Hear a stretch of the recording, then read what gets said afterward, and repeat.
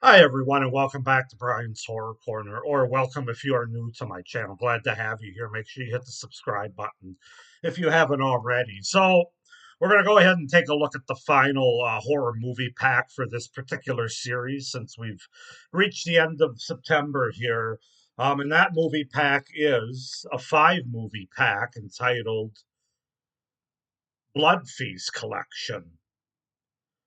So yeah, five movies, but I'm actually cheating. I only watched and I'm gonna review four in this horror movie pack, and that's because that's because one of the movies listed here, which I didn't realize, is Pieces, the slasher movie from 1983, which I already have on DVD. I have a single release, and I kind of want to wait until I do the year 1983 as part of my 1980s horror series. So I excluded Pieces. So excuse me. I did watch and I'm going to review the other four movies on this horror pack though. So I hope you're not too upset that even though it is a five movie collection, uh for this review it's actually going to be a four movie collection. So anyway, with that being said, I'm just going to do what I've done with all of these, which is go through the order in which I watched them, give you the synopsis, the year on the back, and then give you my thoughts about the film. And then I'll rank all four of them and let you know if I'm going to keep this horror movie pack or get any single releases and whatnot. He, I got a frog in my throat. All right. With that being said, the first movie I watched on here is called The Undertaker and His Pals, which is the oldest movie on this collection. This was from 1967. It's only an hour and 10 minutes long. An enterprising undertaker forms an unholy alliance with a pair of restaurant owners to supply them with fresh meat for their patrons. Terror and macabre humor are combined as the people of a small town are served human flesh as the special of the day. In order to keep the supply of fresh meat coming, the Undertaker and his pals must visit the town every once in a while and go on a killing spree. This cult horror film will make you think twice before stopping at a small town diner for a bite. A great shock film of the 1960s. So yeah, um, this movie's really weird, man. Like as it says, it's from 1967. It is in color, um, and it's kind of weird because they obviously don't take the movie too seriously. They go for humor and kind of tongue in cheek kind of stuff. Probably because they had to in the mid to late 60s. Otherwise, people would have been horrified by this. Because it's interesting because it does kind of have a horrifying premise where you have these three entrepreneurials, as it were, who randomly pick people out of a phone book and go murder them, and then the Undertaker swindles people for the funeral and makes a bundle off of them. And the two diner owners, as it says, get the bodies and end up chopping them up and serving them. It's just a really dark premise, especially for the 60s. Nowadays, if it came out in 2024, you wouldn't think that much of it. But for 1967, that's a pretty dark premise. And the movie does have some blood in it, regarding the kills, which I'm not sure that was. I'm not sure what the first movie was where they saw blood on screen in America.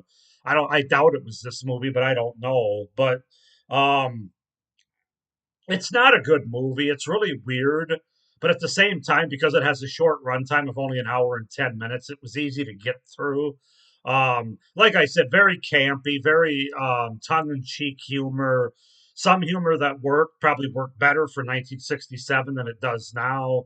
Some humor that does not work. Um, yeah, I don't know. It's very weird. But it is a movie that you can find on YouTube. Um,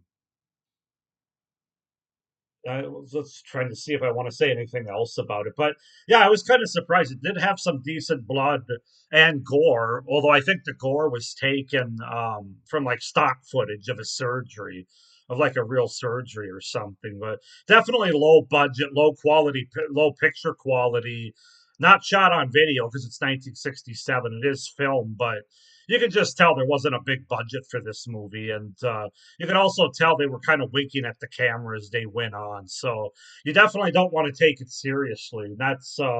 That's The Undertaker and His Pals from 1967, the first movie that I watched. Then next I watched Die Sister Die from 1974, about an hour and a half, 88 minutes. Amanda is an aging spinster with suicidal tendencies.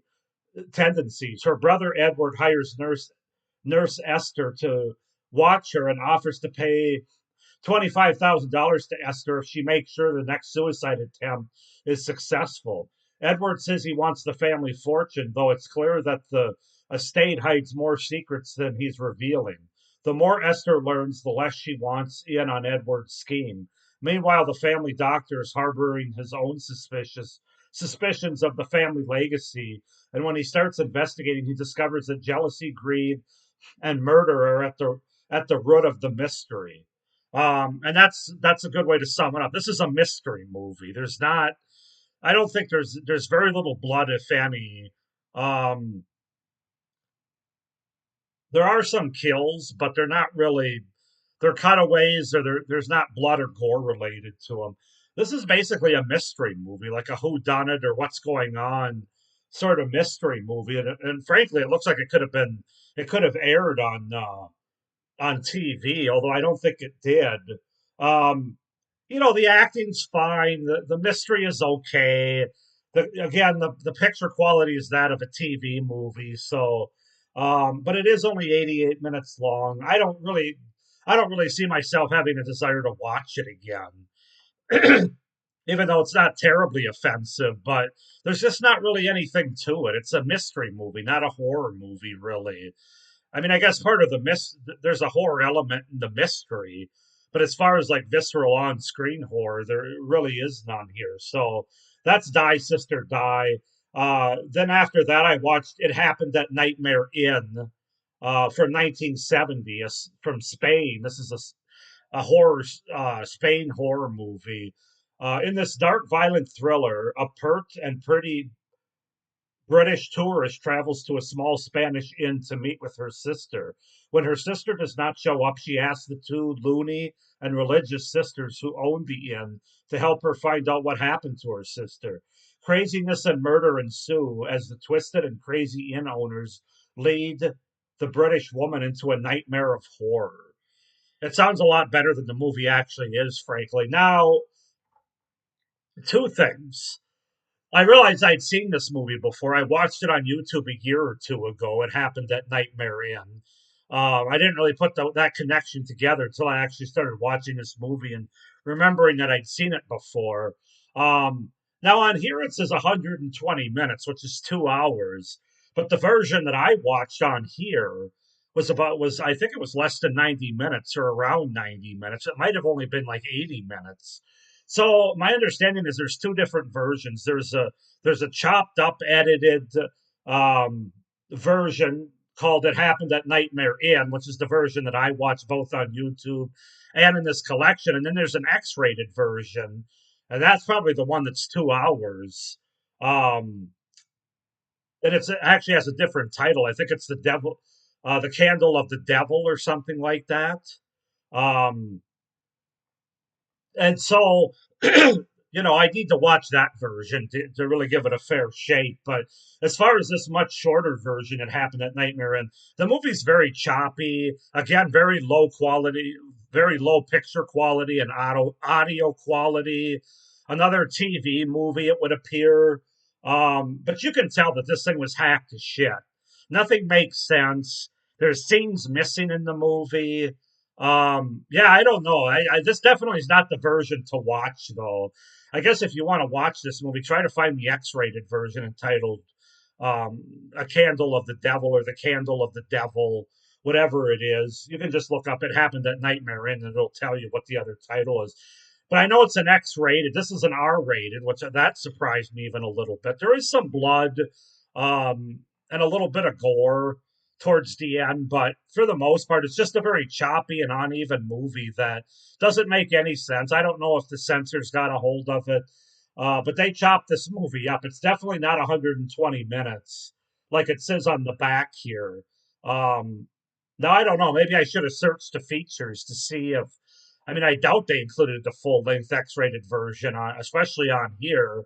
but I could double check that. But yeah, it's it's basically two middle-aged women, as it says, that run this inn and are going to do whatever it takes, including murdering people, to cover up their secrets. They're very religious fanatics. They don't like. There's a woman that comes in with a baby, but they don't think she's married, and so that's not good for them or for her, as it turns out. Yeah, that's the kind. I mean, that's the kind of movie that it is, and even though it's definitely more horror than Die Sister Die, it's a horror movie that's missing a lot of the guts inside of it, if you will. At least this version. Like I said, if anybody's seen the X-rated 2-hour version entitled "The Candle of the Devil" or whatever it is, please comment down below. And then the final movie that I watched for this five horror movie pack, which is four for me, is Memorial Valley Massacre from the late 80s, 1988. It was about 93 minutes long. There is a Gentile Valley hermit who lives peacefully in the woods where he helps animals and tries to keep the wilderness clean and beautiful. This forest dwelling man child becomes the angel of death when the city slicker campers invade his homelands and try to destroy his way of life. The death dealing maniac kills, slashes, and cuts up his victims to make sure they don't return to dirty up his forest. The film, besides having a heart, has plenty of blood, gore, and violence, and it's rated R. And it's from 1988, as I said. So I guess this is a slasher movie. It does have a pretty high body count. It's very low budget, though. Again, this is another one that you could have seen on TV somewhere. Even though I think it did have a release, but yeah, I don't know. It's okay. I mean, it's not going to hold up well to a lot of the known slashers from the 80s. Now, on here it says 1989. On IDBM, IMDb, it says 1989. So I don't know what they're going by on here, but it's it's an okay slasher. I wouldn't spend a lot of money for it. If I saw it on TV or something, or got it, or could find it for like $2 or something, I might get it. Um, but it does have some, like I said, it does have a high body count, although the kills aren't overly creative. They're not overly gory. There is a lot of stabbings and some blood. No, not really any nudity. You can kind of see a woman's breastises through her shirt. And there's one kind of sex scene, but you don't really see much. But yeah, I don't know. It's and it the fact that it says it has heart, it has a heart. I kind of know what they're talking about with the ending of this movie. And I will say the third act of the movie does pick up compared to the first two acts, which I had a hard time getting through. But the third act is definitely better. And like I said, it does have a heart, so I guess that makes it kind of unique. This hermit this Gentile Valley hermit wasn't really all that scary or menacing. He kind of looked like a person just in a Halloween costume or something. So yeah, I don't know, very low budget, but anyway, that's Memorial Valley Massacre. So those are the four movies, three of which I watched for the first time, four of which I'm reviewing, but I'm ignoring Pieces, which is on the front cover and it is part of this five pack. But as I said, I have a DVD of it that I want to watch with my 1983 um, year in review as I do my 1980s horror series. So, with that being said, if I had to rank these four, excuse me, if I had to rank these four, I'd probably say Memorial Valley Massacre would be first, just because of the third act. And then I'd probably go with The Undertaker and his pals. I never would have expected that to be number two, but that just kind of goes to show you the quality of this horror movie pack. Then I would probably say It Happened at Nightmare Inn would be number three. Now, if I see the X-rated version that actually is 2 hours, as it says here, maybe it'll go higher in this collection, and I'll add it to my collection if I can find that for relatively cheap. But as for this version, it's number three, and then fourth would be Die Sister Die, just because it's really not a lot of horror. It's a mystery movie. It's a Sunday night movie of the week that I grew up in, basically, that aired on NBC, mystery kind of movie. So yeah, Memorial Valley Massacre number one. Uh, The Undertaker and His Pals number 2. It Happened at Nightmare Inn, this version number 3, and Die Sister Die number 4. Overall, I'm really disappointed in this horror movie pack because when you have a horror movie pack that says Blood Feast collection, and there's like a little blood in 2 of these 4 movies that I watched. 2 of the other movies I don't think had any blood in them. Certainly not Die Sister Die or um, I mean, Undertaker and His Pals and Memorial Valley Massacre had more blood than It Happened at Nightmare Inn and Die Sister Die. And like I said, I know Pieces just from previews has a lot of blood, but I didn't watch that one with this collection. So I really feel like this collection is misleading. And I don't like that. And I'm not going to keep this collection. I'm going to give it a 3.5 out of 10 because it's just forgettable movies that I don't need to watch again. The only 2 I might do some follow up on is Memorial Valley Massacre, if I could find a cheap edition of it, and It Happened at Nightmare, and if I could find the X-rated 2-hour movie that isn't all chopped up, missing scenes and important details. So, but yeah, Die Sister Die. I have no interest in watching that again. And frankly, even though The Undertaker and His Pals were number 2, I'm not going to rush out to buy that again either. Or to watch it again, I should say, let alone buy it. So disappointing way to end this series, but that's the way the cookie crumbles with horror movie packs. So 3.5 out of 10 overall. I am going to get rid of this horror movie pack. However, I'm not sure I'm going to be able to sell it as this case is cracked and it barely closes. So if I do try to sell it, I'm going to have to get a different case for it, even to donate it probably. But that's that. So, with that being said, go ahead and comment down below on any of these movies that I mentioned, the 4 out of the 5 movies that I watched as part of this 5 horror movie pack entitled Blood Feast. Yeah, right. Please like this video, hit the little notification bell, and subscribe to my channel so you don't miss any of my upcoming reviews. Well, not for this series because this series is done, but my upcoming great horror content that I have coming out, including a live video stream that'll be coming out in another day or so about what my October is going to look like on my channel and beyond throughout the rest of the year. So, with that being said, thank you for watching. I hope you enjoyed this series. And as always, stay scared. Bye.